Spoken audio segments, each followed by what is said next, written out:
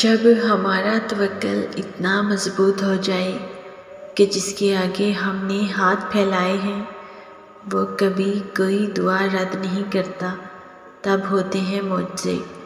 تم بس اپنے معجزوں کا انتظار کرو۔ حضرت علی علیہ السلام نے فرمایا کہ جسے تقدیر پر یقین ہوتا ہے نا، وہ اپنے اوپر نازل ہونے والی مصیبتوں سے نہیں گھبراتا۔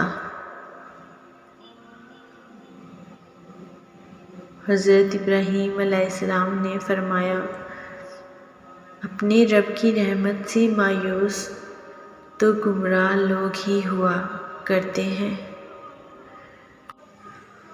اور یقین کی حد پار کر لینے سے ہی تو صبر ملتا ہے۔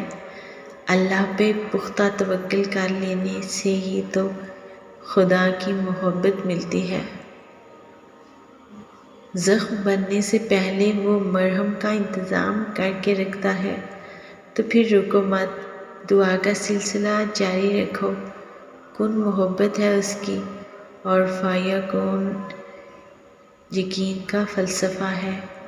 محبت کرنے والوں کو وہ محبوب رکھتا ہے، اور یقین رکھنے والوں کو وہ کبھی مقدر سے ہارنے نہیں دیتا۔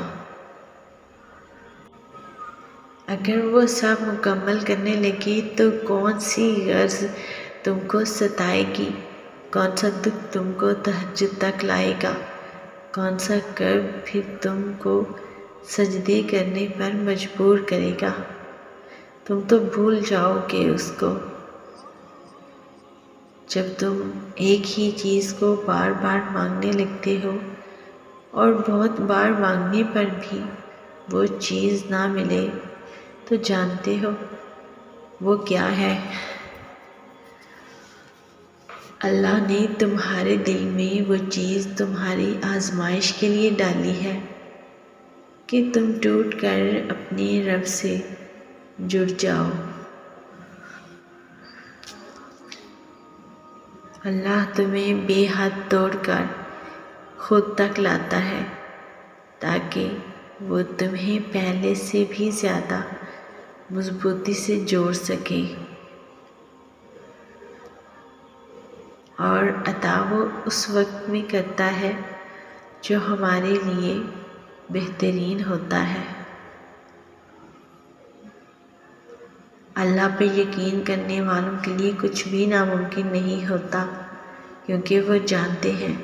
اللہ تعالیٰ قرآن پاک میں ارشاد فرماتا ہے، بے شک اللہ ہر چیز پہ قدرت رکھتا ہے۔